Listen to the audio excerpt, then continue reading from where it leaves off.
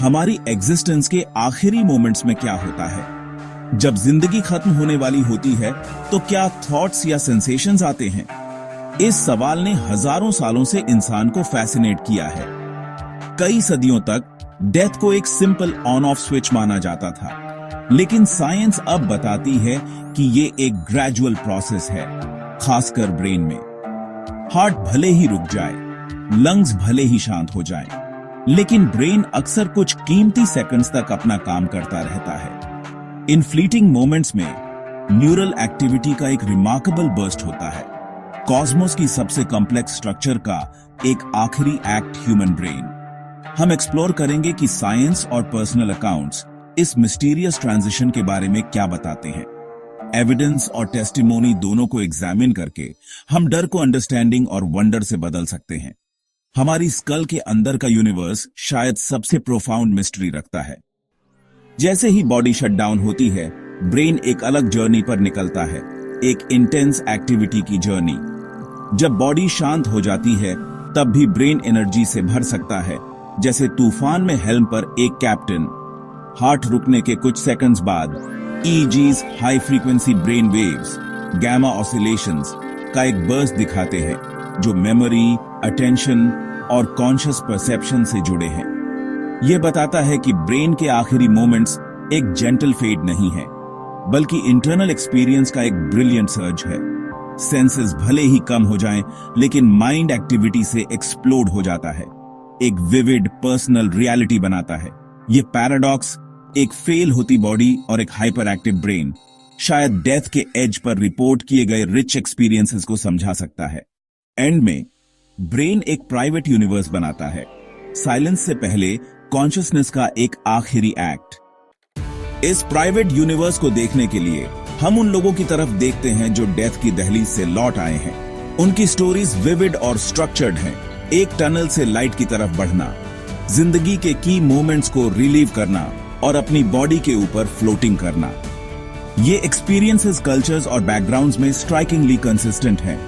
Scientists इन accounts को study करते हैं, ऐसे पैटर्न्स ढूंढते हैं जो डाइंग ब्रेन में एक कॉमन फिजियोलॉजिकल प्रोसेस बताते हैं।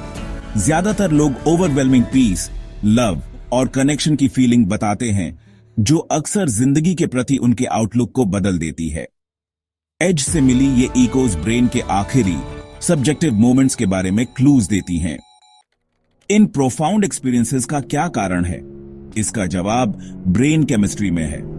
जैसे ही ऑक्सीजन कम होती है, brain neurotransmitters, endorphins, serotonin, dopamine का एक सर्ज रिलीज करता है, जो पीस, यूफोरिया और पेनलेसनेस की फीलिंग्स पैदा करता है। ये chemical cocktail near death experiences में रिपोर्ट किए गए ब्लिस और ट्रांसेंडेंस को समझा सकता है। लाइट का टनल विजुअल कॉर्टेक्स के एजेस से अंदर की तरफ शट डाउन होने का नतीजा हो सकता है, जबकि लाइफ रिव्यू मेमोरी सेंटर्स में एक आखिरी सर्ज से ट्रिगर हो सकता है। एनिमल स्टडीज कार्डियक अरेस्ट के बाद ऑर्गेनाइज्ड ब्रेन एक्टिविटी का एक बर्स्ट दिखाते हैं, जो हाइटेंड इंटरनल कॉन्शियसनेस बताता है। अगर इंसानों के लिए यह सच है, तो हमारे आखिरी मोमेंट्स हमारे सबसे लूसिड हो सकते हैं, एक intense, inwardly constructed reality. Dying brain paradoxically अपने सबसे एक्टिव स्टेज में हो सकता है। इन आखिरी मोमेंट्स को इंटरप्रेट करना साइंस और स्पिरिचुअलिटी के क्रॉसरोड्स पर है।